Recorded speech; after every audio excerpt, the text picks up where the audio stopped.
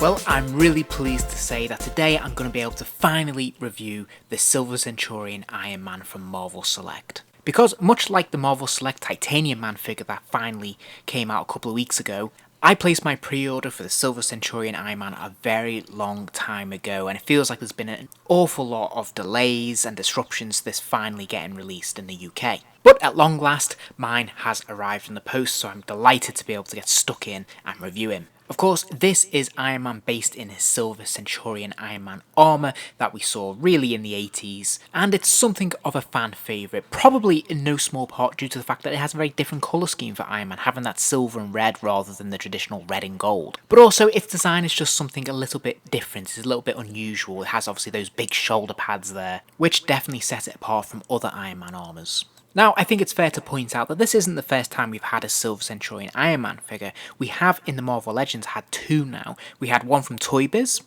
and then we got one from Hasbro just last year or the year before.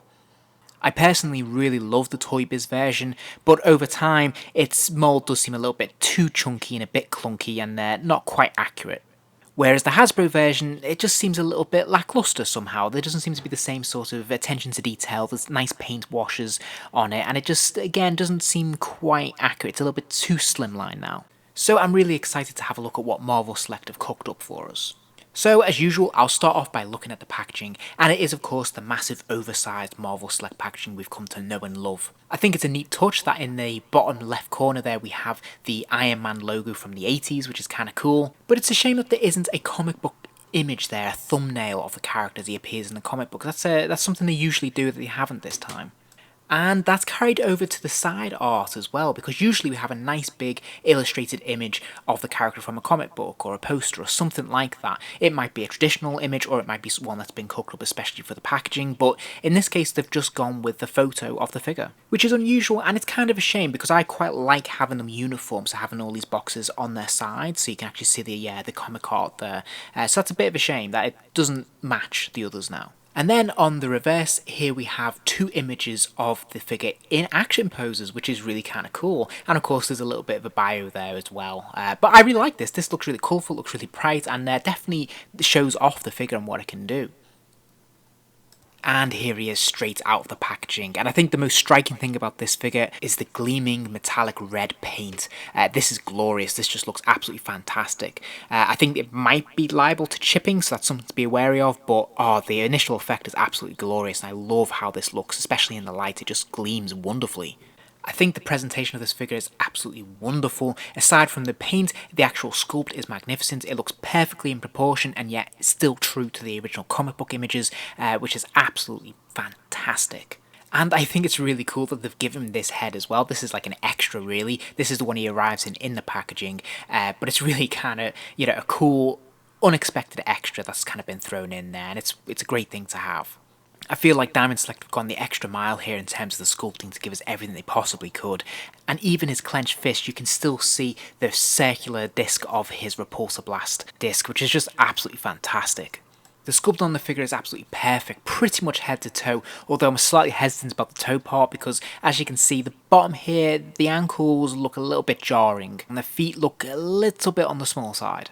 Now they have given his backpack as well, which is really very cool, and it kind of looks like you can open it, although there's an awful lot of resistance there, and I didn't want to prise it too much in case it just snaps off. But there are little gaps, and if you look between the gaps you can see some detailing in there, so it looks as if it might open up, but I haven't seen anything to tell me that it actually does, so I'm not going to force it. I'm really pleased to say that Diamond Select have continued to up their game when it comes to articulation. Recent releases definitely seem to be on a level with Marvel Legends, and this Silver Centurion Iron Man is no exception. He has a ball jointed head, so he can spin his head right the way around and he can look up and down a really good distance, which is fantastic. He has ball jointed shoulders, which allow him to kick out and up, of course, and he's got a swivel at the elbow there that allows him to rotate 360 degrees, but also hinge at 90 degrees. And of course, the same is true of the wrist as well. Now, in case you're worrying about those shoulder pads, they are a soft rubber and they also swivel and rotate around, so they can accompany any position you want to put his arms into, which is just glorious. Now he does have chest articulation as well, but I couldn't really get a lot out of this, to be honest. It seemed very stiff and it didn't really seem to want to move. I'm glad it's there, and I think if I persevere I might be able to get a bit more out of it than I am at the moment. But he does have a swivel at the waist, which is great. He's got the hinge hips so his legs can kick all the way out there, which is fantastic, and there's no compromise in terms of the aesthetic because this looks really seamless, which is fantastic. He's also got that swivel at the upper thigh there, which is brilliant, and of course he can kick his legs forwards and backwards as well a little bit, which is great. He's got a single jointed knee, but that also rotates to allow a lot more posability and manoeuvrability, which is fantastic.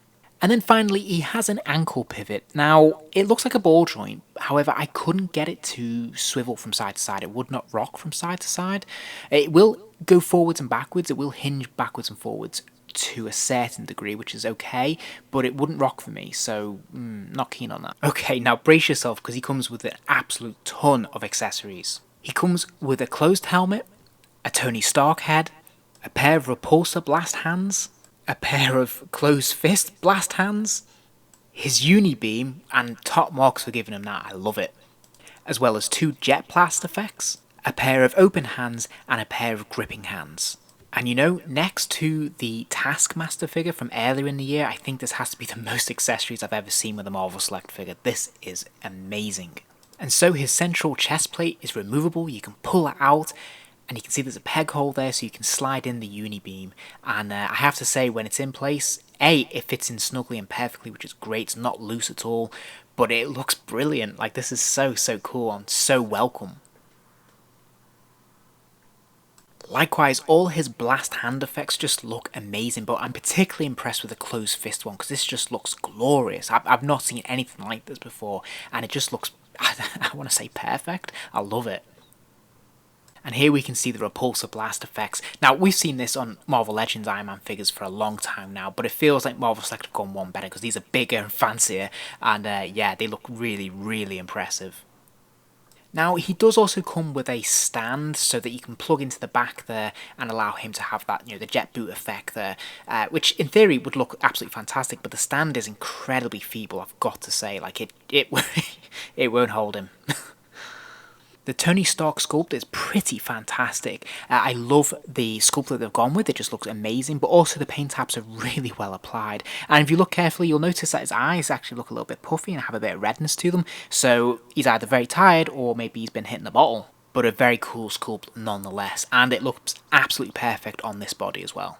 For the sake of a scale comparison, here he is standing next to the recently released Marvel Legends Modular Iron Man. As you can see, obviously he's in the 7-inch scale, he towers above the Marvel Legends, and yeah, it's obviously a much bulkier figure. But you can also see the difference in the paint application as well, because this Marvel Legends Iron Man has a metallic paint wash, which looks really fantastic, but this Marvel Select version is just brighter still, it's shinier still, and it has a slight chrome look to it. And here he is standing next to the recently released Marvel Select Titanium Man, and I have to say the scale here works really quite well. In my review of the Titanium Man, I did say how a Marvel Select Iron Man probably wouldn't be as effective as a Marvel Legends, and I think that's probably still true. I think the Marvel Legends scale works better with the Titanium Man, but to be fair, this does not look bad at all, because amazingly, the Titanium Man still towers above this Silver Centurion Iron Man to great effect. Overall, I absolutely love this figure. I think you can probably tell that already. I'm going to give this 5 stars because I think it's just really impressive. I love everything about it. I think the sculpt is perfect. I think the paint application is absolutely sublime. And I'm absolutely overwhelmed with the amount of accessories we get. This figure feels incredibly versatile. It feels like you get so much with him that you can put him in all sorts of different dynamic poses and create a completely unique and different look every single time.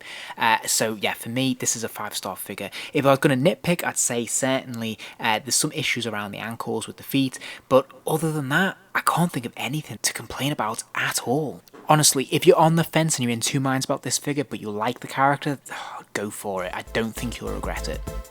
If you enjoyed this video, please do give it a like and remember to subscribe as there'll be plenty more videos soon.